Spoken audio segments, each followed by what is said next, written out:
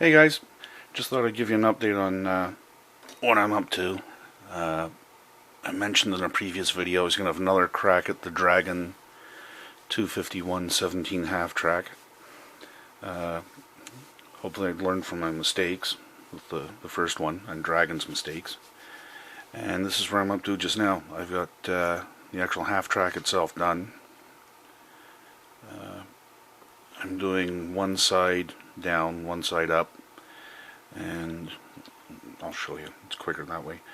This is the platform they put in, and it sits right on sort of the rails that are formed with the bodywork right at the hinges. And then this gun is actually from the first one I did, the one that ended up getting smashed. I ended up just building this gun just for shits and giggles, and I've learned quite a bit from it. The instructions aren't clear. Hopefully the camera zooms in a bit. This photo etch is actually supposed to be on the inside of that frame in places. So I'm going to have to, when I get around to building the gun to go with this kit, it's going to be interesting because this photo etch represents netting, which is made out of just regular twine, yellow, hemp colored rope-ish stuff. So, and because you can see right through it, it's going to be interesting to paint. I'm probably going to have to leave the basket off, paint it all hemp colored or buff, go back, paint the frame to match, and then or paint the frame to match the dungle gelb, the rest of the gun, and then put it on. Is the other thing I want to do. I've got a couple of bags of brass, spent brass casings. The camera will catch this hopefully.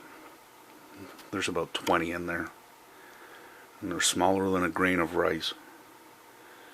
But I'm going to put a couple in the basket just so it's clear what it's for, just in case anybody thinks it's, you know, somebody's picnic or they're trying to fish with it or something.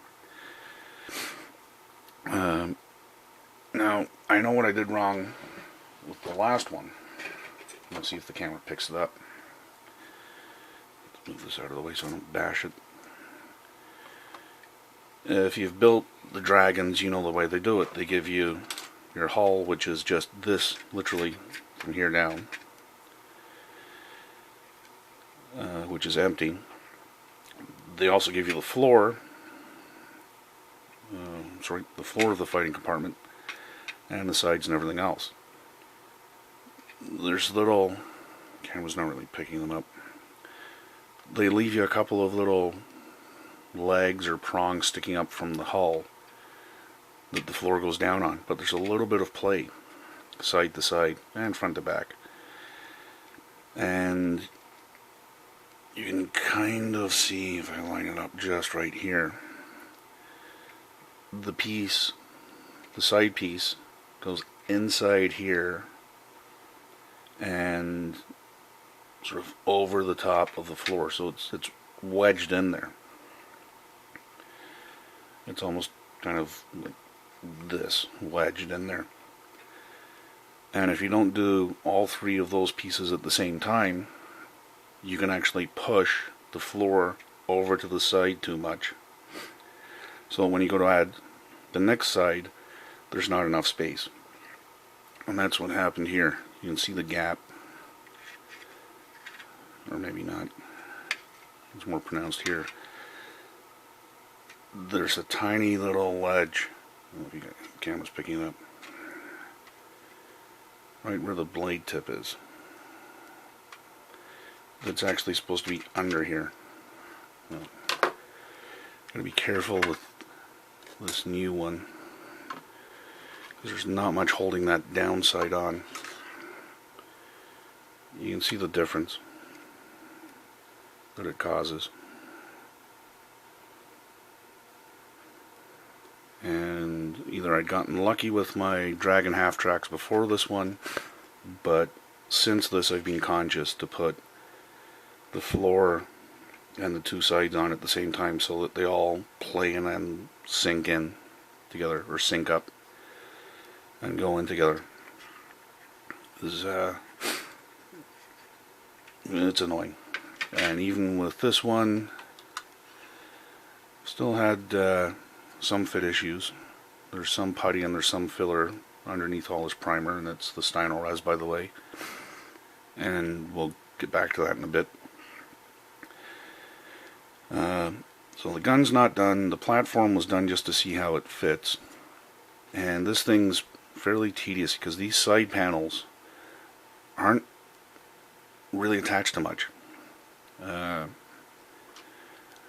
This side, in theory, it's got more attachment than the other.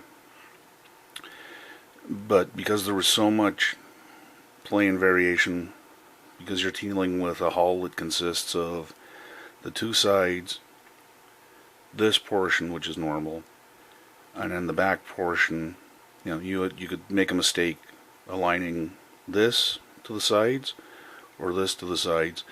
Anyway, I ended up with a tiny bit of a gap down here that was visible, and it's still kind of visible there.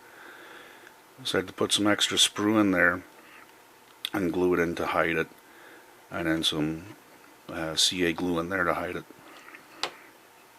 This side is the more problematic one. You can see the arms that they give you to sort of hold it in place once it's out. And I don't know if we're catching the light. You can see down there, there's not much along the bottom here holding it in place. There's 4 sort of hinges that are the only point of contact. So there really is not much holding this side in place. So I've got to be very careful with it because I've already popped it, that arm assembly from one side with just some light contact. But what I'm going to do, sorry, I'm just going to explain this, is the good gun when it's built, what's remarkable is the amount of lack of space in this thing with that platform in there. I'm going to have it firing horizontally over the side that's kept up, and I've got some figures for it as well. Off this comes. And as I discovered, and I posted in a previous video, I found this stuff, the Sd.Kfz, is tough. It holds up to Windex that just dissolved all the other paints and enamels and everything else that was on a model right off it. So what I'm going to do is I'm going to chip this, and I'm actually not going to put a clear on this. I've still got some, I was going to get some hairspray, but I realized I'd probably buy the wrong one and end up giving my model the frizzies or something bizarre. It's my way my luck's been going the last couple of days. I still have some MIG chipping fluid kicking around. So what I'm going to do later on, once I've got a new gun built to go with it and some other stuff, and the wheels primed and everything else, I'm going to put the chipping fluid on this, and I'm going to brush it and see what happens. Worst case scenario in a couple of spots is I go down to the gray plastic. And I'm perfectly okay with that, because wherever I got, this color gray showing through, which will presumably be encircled by a little bit of this red-orange, I'll just put a little drop of a metallic color in there, so it looks like the chip is right through to the bare metal. And I'm pretty sure this stuff the Sd.Kfz will hold up to that treatment anyway, but if it doesn't, in a spot or two, it still works into my master plan. But so far this has been a typical Dragon kit. The instructions are a Dragon.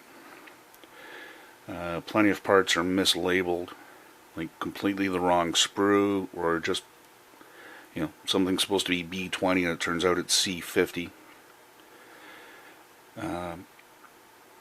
And some of the instructions, like this, I don't know if the camera's going to pick it up with the light. These, I nearly missed a major, well, not major, but an important part. These sort of scallops along here don't know if the camera's picking these up. Along here as well. And on this side, maybe they'll show it better here. What did you do? These scalloped edges along here are actually one piece that comes on later. And there's 4 of them.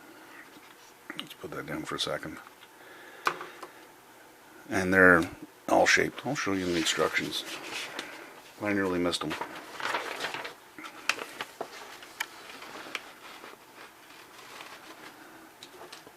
That's the instructions pointing out to them. You know, they're already in place. You can hardly see them. There's nothing to highlight that they're really there, other than the numbers appearing. So, anyway, typical in Dragon. It was only because I was looking at the painting guides and noticed them on here did I go, where on earth did those parts come? Where did the scallops or the waviness, whatever you want to call it, come from? Went back and realized, oh, there they are. So, very typical Dragon instructions. And once this thing's done, or once I've done the chipping experiment and seen if Styrone will hold up the chipping without any sort of clear coat on it, I'll let you guys know. Anyway, take care.